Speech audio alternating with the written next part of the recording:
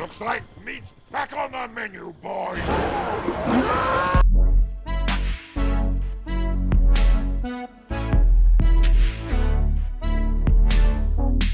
What's up, gamers? It's Put McGee here, back with another Magic the Gathering video, and take a good long look because this is probably the last time you're going to see these luscious locks for a while. I got to get myself a haircut because I'm looking a little nasty. But now that hang on, my webcam's a little bit off. Now that is out of the way, let's jump into this Rakdos aggro deck, and I'm doing this a little bit differently than the normal Rakdos aggro, and what I want to do is get a bunch of creatures out on the field, and primarily multicolored creatures, because we're running 2 Glass of the Guild Pact. This is a card that hasn't really seen much play in Standard, and I am trying to bring this bad boy back. So I really kind of think this deck is not this is probably not the ideal form of Rakdos aggro. In fact, I'm pretty sure it's not, because you have Rakdos Knights. Like, we're not playing Embercleave in this deck, which is a really strong card for Rakdos aggro right now. We're not playing Embercleave, and we're also not playing, where the heck is it? This Black Lance Paragon, which is another thing I've seen quite a bit recently in, Rakdos aggro. But we are playing Dreadhorde Butcher, which is one of my favorite cards in Standard right now. I really like the idea behind Dreadhorde Butcher. I will say it's problematic when you go second, because it's really tough to get Dreadhorde Butcher down onto a board where you can actually effectively attack and build him stronger if you end up going second. But I will say that's one of the main reasons we're actually running Glass of the Guild Pact, because multicolored creatures you control get +1/+1, and pretty much every creature we have here is multicolored, besides we're running 2 Priests of Forgotten Gods and 1 single Midnight Reaper, but everything else is going to be multicolored. And so whenever Dreadhorde Butcher dies, it deals damage equal to its power to any target. So the kind of thing we want to do with this deck is get our creatures to be more powerful and deal damage when they die, because they're going to be dying, and we're going to be sacrificing them occasionally to Heartfire and Priest of Forgotten Gods, etc., right? But we're also running 4 Judith the Scourge Diva to make our creatures stronger and to get more value out of their death. But Dreadhorde Butcher is really particularly good with Glass of the Guild Pact, because you can play this with haste, like it's a 2/2 haster, and when it dies, it's going to deal 2 damage to any target, whether that's another creature or an opponent, to get that final damage in, or to a Planeswalker to remove it or something. But remember that this is going to get stronger and stronger as you continue to deal damage to players or Planeswalkers, so we want to get this out as early as possible. Other multicolored creatures we're playing, obviously Footlight Fiend, and my main problem with this deck is that we only have the one copy, 4 copies of a 1-drop, right? And this is an issue. You can definitely run Fervent Knight in this deck, or Knight of the Ebon Legion is probably a better option than Fervent Knight for this, but I really wanted to stick to as many multicolored creatures as possible because of Glass of the Guild Pact. I think it's a decent strategy, but unfortunately we only have the 1 multicolored 1-drop, which makes sense. If it only costs 1 mana, it's probably not going to be multicolored, but fortunately we do have Footlight Fiend. That said, it's possible you may want to cut Priest of Forgotten Gods and kind of take out the sacrifice effect here, and then run, some Knight of the Ebon Legion or Fervent Knight or something, or Fervent Champion, in that slot, in the 1 slot instead.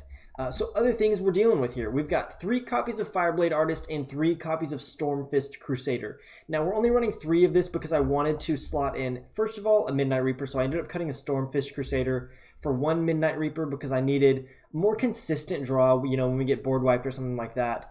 This is pretty nice, though this can actually be problematic against other aggro decks because of the damage it deals to us when our creatures die.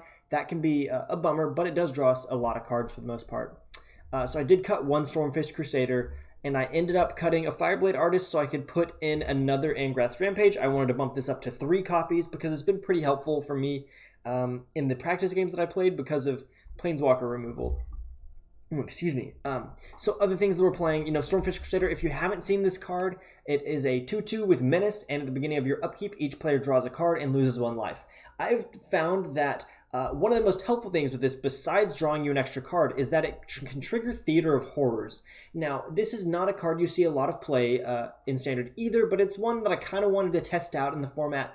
Again, I think it's probably not our best option. You may end up wanting to cut this, or at least cut 1 of these for something else. Maybe, as I said, cut 1 of these to go another 1-drop to throw in there. But at the beginning of your upkeep, you exile the top card of your library, and during your turn, if an opponent lost life this turn, you may play cards exiled with Theater of Horrors.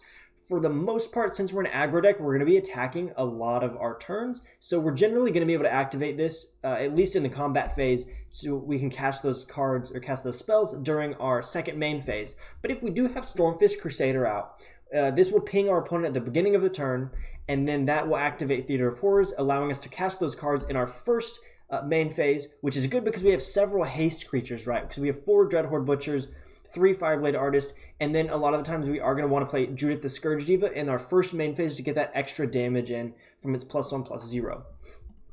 One thing I do want to say is that you have to kind of be careful about playing all of your creatures out early, because if you don't have a way to draw and your opponent happens to board wipe you or something, you can end up in a really, really bad position. So you just have to, these are kind of things you have to keep in mind when you're playing the deck, to be aggressive, but not too aggressive that you're stretching yourself out when you think there may be a board wipe coming for you. So yeah, this is the deck. We're running 4 Blood Crypts and 9 Mountains, 9 Swamps. This is one thing that's kind of problematic, is that we don't have a check land for Black-Red right now. You could definitely run Fabled Passage. In fact, I meant to do this earlier because we do have Mayhem Devil in the deck. We want to be sacrificing things. So Fabled Passage isn't a bad option. I'm going to go ahead and put 2 of those in there. But yeah, other than that, we want to be able to make sure we can play these on curve, and this can be a struggle as well, because this costs a black and a red, and if you don't happen to have the correct mana at the beginning of the game, this can really slow you down. So you want to get your, it's pretty important actually to get this get the shock land in there to make sure you can cast those on turn 2. Yeah, let's get into some gameplay, see how this turns out. I'm really excited to hopefully see Glass of the Guildpact come in here and be actually be a player in the deck. In the couple games that I played, it was pretty helpful, but because we only have 2 copies of it, we don't end up drawing it a lot. And for the most part, that's fine, because we really want to be getting our creatures down. Our creatures are more important than the Glass of the Guildpact buffing them up, but it is pretty nice. And this is a hand we can keep. In fact, I'm going to keep this hand just because I have a haster on turn 2. And if we end up not drawing a land, our third land by turn 3, we can just drop in Glass of the Guildpact anyway. But okay, it looks like we're going to go up against control, so we need to do stuff pretty fast. Start building up a board. Okay, so they shock that in, Golden Egg. So this looks like Dance of the Manse. This might be a little bit problematic. But the good news is we do have Mayhem Devil here, and Mayhem Devil can really punish this deck, because they're gonna be sacrificing a lot of permanents and forcing us to sacrifice permanents. So yeah, Mayhem Devil is gonna be quite good against this deck. I'm guessing another. Okay, Guild Globe. Yep, I was guessing one of these. They basically do the same thing. We will decline. Fabled Passage. So I'm expecting Doom Foretold coming up. So yeah, we'll go ahead and play Fireblade Artist out to make sure we have the creatures on the field to sacrifice, and then I'm going to end the turn and wait to see what they play here. Hopefully, I'm hoping they don't have an untapped 4th land. Yes, they do. Okay, so they have the untapped 4th land with Fabled Passage. We resolve that. There's a Plains, and I'm expecting to see Doom Foretold right here. Kaya's Wrath, really? That sucks. Shoot. Resolve. Okay, so we'll go get a... I know it doesn't really matter, but I think I want to get a Mountain. So we'll go Mayhem Devil to punish them when either they sack stuff or force us to sacrifice things. Mayhem Devil kind of punishes them. So Doom Foretold. So we lose our Mayhem Devil immediately. This is really kind of a shame. We need to get a Footlight Fiend on this next turn. Resolve. Sacrifice that. Deal a damage. Ingress Rampage. Yikes. An artifact. Shoot. I don't want to play Mayhem Devil into a sacrifice right now, so I'm going to go ahead and do this and play Glass of the Guildpact, and I'm probably just going to end up sacrificing Glass of the Guildpact on my turn. This may be a pretty bad matchup for us, especially going second and having a slightly slow start with 2 Fireblade Artists. It's not ideal. I'm expecting to see either a Planeswalker or an Oath of Kaya, which is really bad, because they gain life with that and kill our creature. And then we're forced to sacrifice Glass of the Guild Pact and leaving us with 0 board. Okay, draw Footlight Fiend, Footlight Fiend, Footlight Fiend, come on. That is not awesome.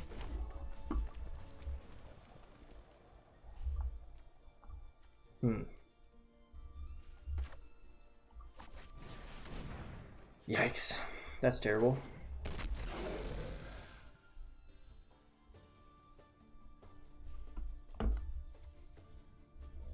I'm trying to decide whether I want to save Heartfire or if I want to maybe force them to sacrifice a golden egg, which would deal an extra damage, and then come their turn, they're gonna have to sacrifice Oath of Kaya.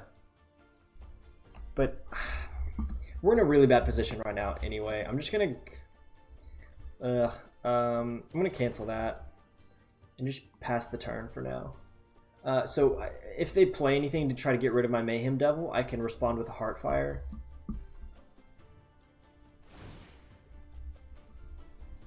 I'm guessing they just sacrifice Golden Egg. I'll resolve that.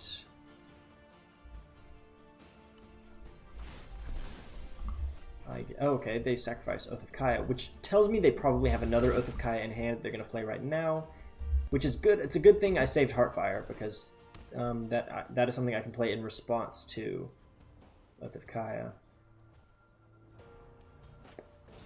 Fairy, Time Raveler. Jinkies.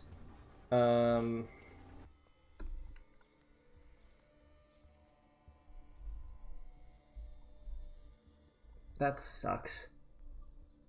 I'm guessing they're gonna bounce Mayhem Devil back to my hand. Yeah, I'll let that happen and let them.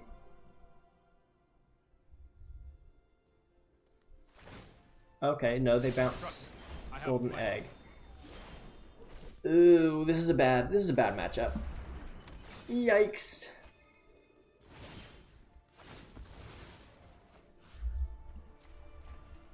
Only time will tell. Okay, well, we lose. Okay, I'm going to go ahead and concede so we can move on from this. We had kind of a slow start, drew poorly, and they kind of, they drew their combo that they needed. So that was a shame. So let's go play again. Hopefully this time the results will be slightly better. I've had decent performance out of this deck so far in ranked queue.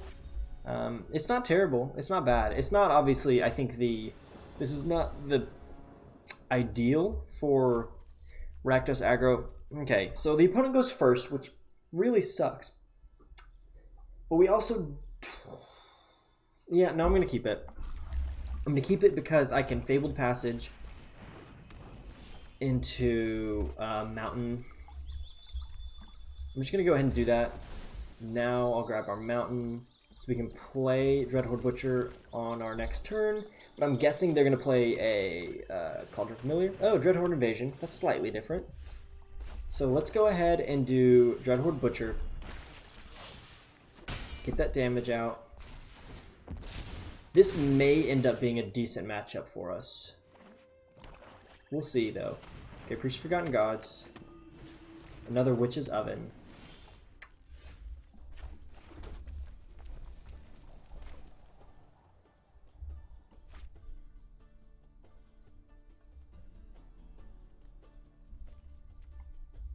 I think I just go Judith right here. I get the extra power on that. I'm guessing they can chump Zombie Army and sack it to Witch's Oven, which is pretty okay with me. I'll just force them to make that play rather than stack up their army.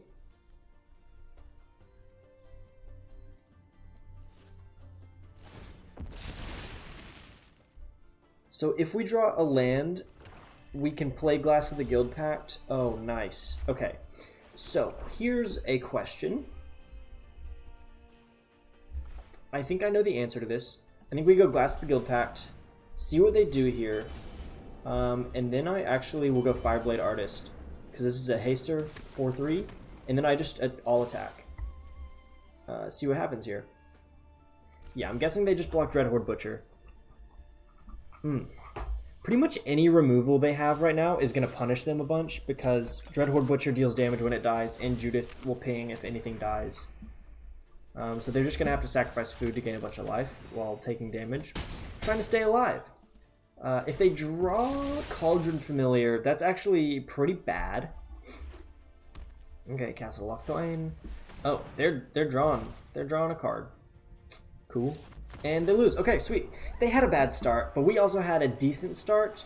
Not ideal because we went second and didn't have our turn 1 play, but in a deck with only 4 1-drops, we're probably not going to have a turn 1 play. And that's definitely a weakness for this. As an aggro deck, we really want to be consistently getting something down on turn 1. And that probably needs to be Knight of the Ebon Legion. If I had to just say what's probably better in this deck, I would think Knight of the Ebon Legion over Fervent Champion. And we cannot keep a 1-land hand, so I will mulligan.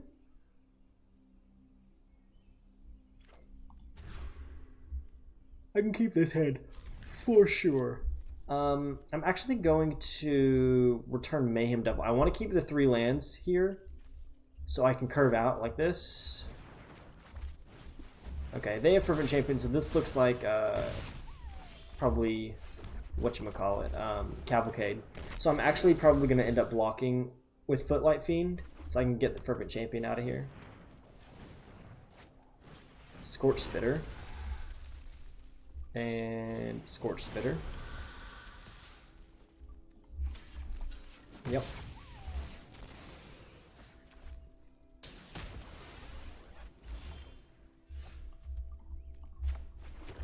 I'm going to, Dreadhorde Butcher and just not attack. I'm going to hold these as blockers, because the thing we really need to do is, first of all, have removal for Torbrand when he arrives.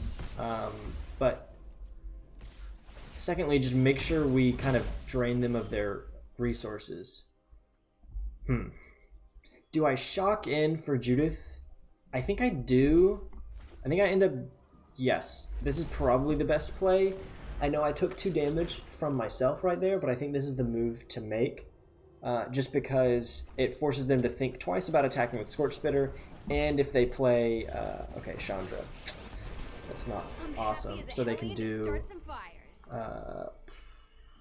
two little guys. Oh, okay. They're gonna shock instead. That is interesting. Yeah, I like to think on my feet. Well, I kill your Scorch Spitter.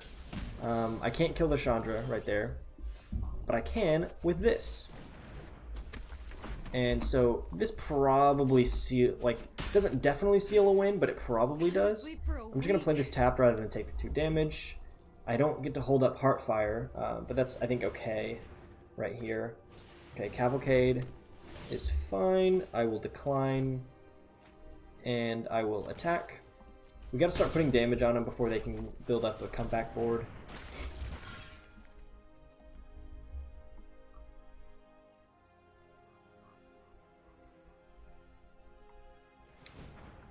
Let's see what they do. So Midnight Reaper is not awesome here. Okay, I'm glad they actually killed Midnight Reaper before Fireblade Artist, because I didn't want to take a bunch of damage from my own Reaper. But that's okay. Oh, another Chandra, are you kidding me? Well, that's terrible. I'm guessing they do that. They deal me, what, 4 damage right here? Guys are great. That's not awesome.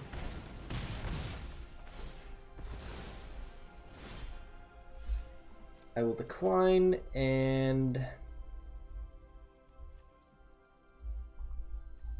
The thing is, I can put myself in a really bad position if I don't kill Chandra immediately. So I feel like I just need to kill Chandra, just like straight up. Because if I let her survive till next turn and wait to see what she does, she just makes 2 tokens and I end up taking 4 more damage. And if they happen to get another Cavalcade or a Torbrand here, then I'm screwed. Okay, 10 Street Dodger with haste is less than ideal. Okay, that's going to be a nuisance. Decline. Okay, here's where I go Dreadhorde Butcher, and I just start attacking, and I hold up Heartfire for, God forbid, if they draw into a Torbrand. That would be horrible. But I will have a Heartfire to respond to it. and I'm putting myself in a position to win soon, but I'm on a 4-turn clock. Like, I'm going to have to get rid of 10th Street Dodger, like, really, really soon. Okay, they drew a mountain, which is pretty nice. Resolve. I take this damage. I really actually need another land here so I can play... yeah, I will decline. Okay, let's think about this for a second. If I go... I attack with both. I take them to 9, right? Yeah, I win the game right here. Because I go... He becomes a 3-3. I Heartfire, sack this. That deals 4 damage. And then I can Heartfire, sacking Dreadhorde Butcher, and that will be a total of 7 more damage, and I win. Whew! We out-aggroed the meta-aggro, baby. Let's go. That's the dub. Yeah, yeah, yeah, yeah. I'm pretty sure they run less than 22 lands, so I'm a little bit surprised they ended up with 5 lands on the field. I only had 4, but not a bad game, though. We're climbing. I've actually been kind of climbing with this deck, which is surprising. I think I'll play one more, kind of see what other matchups we might run into. Fortunately, we've kind of run into meta matchups so far.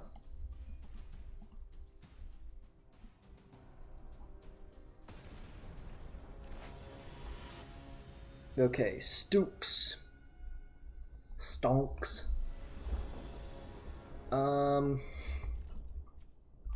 Here's the deal. Obviously, I want to have both colors of mana available, but I also want to play Footlight Fiend into Glass of the Guild Pact, because that's just like a solid play.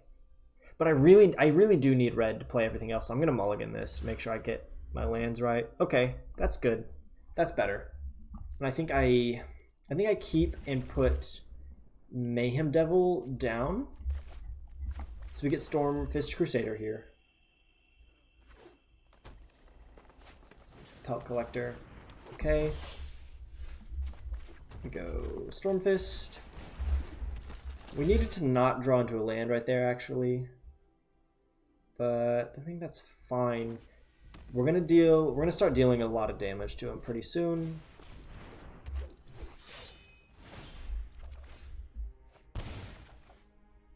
Ooh. Okay, I think though we go Judith. And then we attack. I bet they consider blocking this. Okay, they don't block. And they take 3. I feel like I'm going to take a reasonable amount of damage here. If they play Domri. Okay. That's not awesome. Let's see if they kill Judith. That would be hilarious if they did. Yeah, dude, you're like the dumbest person in the world. That's not actually true. You're not the dumbest person in the world. I do that. That was a huge mistake on my opponent's part. So now I can do this. Play Dreadhorde Butcher. Kill you. Deal 2 damage, and my Dreadhorde Butcher gets stronger, and they concede. Yep, there we go, baby! Beat the Gruul aggro. Nice. Nice. Well, this has been a short video, but I think a pretty solid video. Got me to tier 3, baby. This may be a kind of archetype that I end up kind of grinding up with, hopefully. Hopefully. I mean, it's going well so far. Let me know what you think of this in the comments below. I'm interested to see what adjustments you would make. And I know there is a Rakdos Embercleave deck running around out there that's probably slightly better than this, and I want to try that one out too. Kind of see how they match up. But I think this is definitely an option. You know, if you don't have like the right wild cards, you don't want to spend all the money on Embercleave, you can definitely run this as a multicolored version of Rakdos with Glass of the Guild Pact, because it's been pretty successful for me so far. Yeah, that's going to be it for me. Thank you guys for watching. I appreciate you, and I will see you in the next one. Peace.